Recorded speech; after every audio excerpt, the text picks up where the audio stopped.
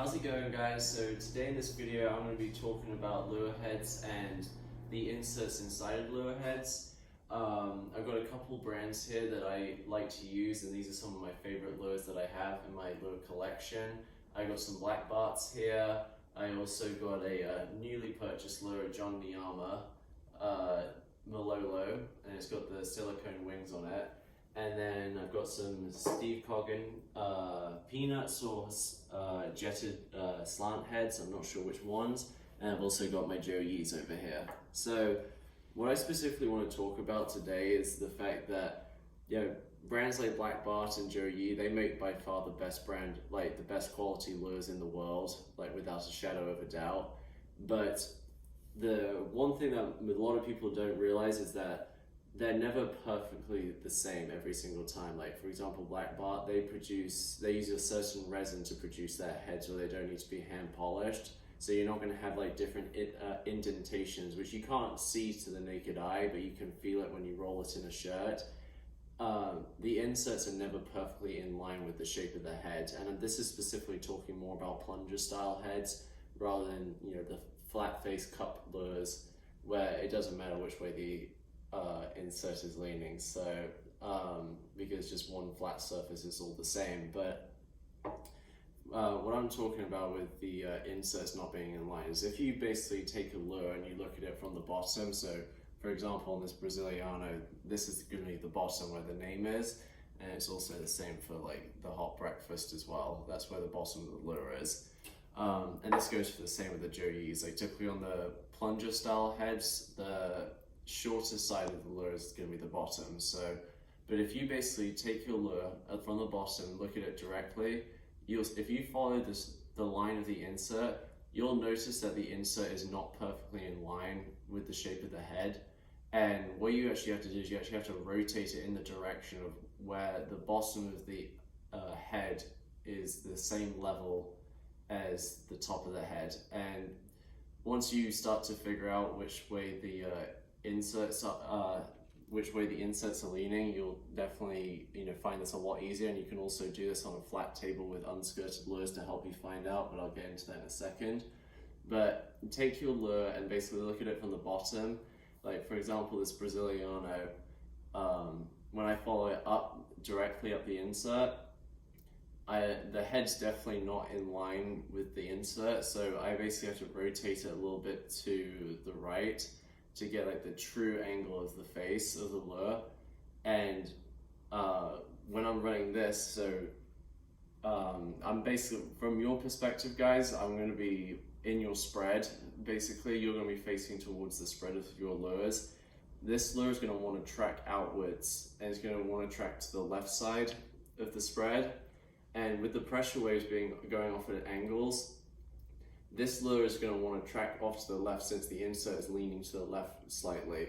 And these aren't keel weighted lures, so, and that's going to be a whole nother video. I'm personally not a fan of the keel weighted lures, but by placing this lure on the same side as it wants to lean, so this one wants to lean on the left, this lure is going to get slightly further out into bluer water, because with all the turbulence and in the prop wash and everything, especially like on big lures like the Brasiliano or like the 505, you're going to want your lures to be swimming as smoothly in clean water as possible. And by letting your lure, putting your lure on the same side as it wants to lean, that lure is going to very slightly track outwards, and it's going to be in blue water, and it's also going to be running a lot more smoothly because it's not going to be fighting a pressure wave that's going out this way and it's fighting to try and go this way.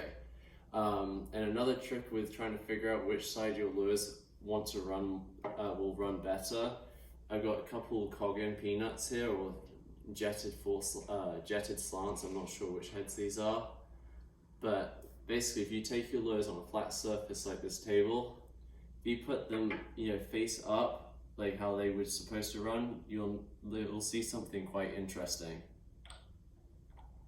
This lure wants to lean to the left, and this lure wants to lean to the right. So if you give the lure the assistance of tracking in the same direction it wants to lean, your lures will get a slightly bigger spread, and also you'll get a lot more consistent action out of your lures. And then, like I said, this goes for all the different brands of lures like Koya, Joey, Black Barts. They, none of them are perfectly made where the inserts are perfectly in line with the head. So it's always a good thing to basically check all your lures and to make sure to check which way your lures are going to be tracking. Like for example, this hot breakfast is a lot easier to see. If you come in here a little bit closer, I've got my lovely girlfriend behind the camera. You'll notice that when you basically look at this head directly straight, you can see with the two jets on the side, you can see that the insert's not perfectly in line with that, and so that can also help you in figuring out which way the lure will want to lean.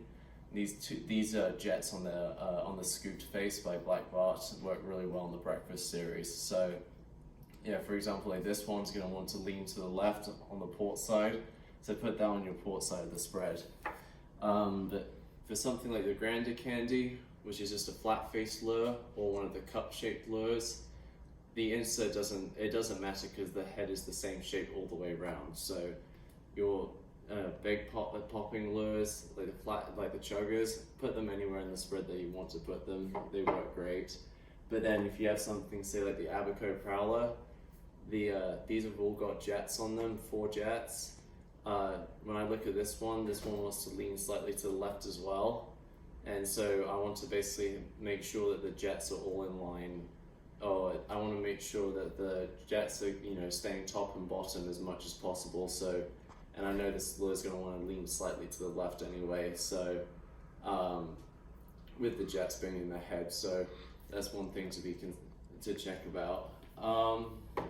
And then yeah, it goes the same for the biggest lures as well, like the Extreme Breakfast. This one, when I look at it, this one actually wants to track to the right very slightly, and you'll see it if you watch your lures run in blue water.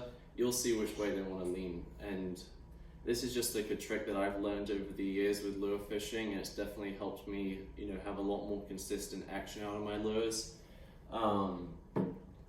And it's definitely helped me catch a lot more fish. And just these slight changes that you can do to your spread, they're going to be very minute, but in the long run, I think it's definitely beneficial. And I definitely think that your lures run a lot better than they do before. But something like the Neon Malolo, this lure is just like a giant flying fish. They got giant silicone wings on it, and this flaps on the surface like a real flying fish. This head hasn't got like a plunger style shaped head or anything like that, but this is keel weighted, and this runs really well like on a long rigger or something like that with a shotgun. But yeah, I think that's gonna do it today, guys, for the video. If you have any questions, just drop them in the comment section below. Give the video a thumbs up, and thanks to my lovely girlfriend for filming it today. Have a good one, guys.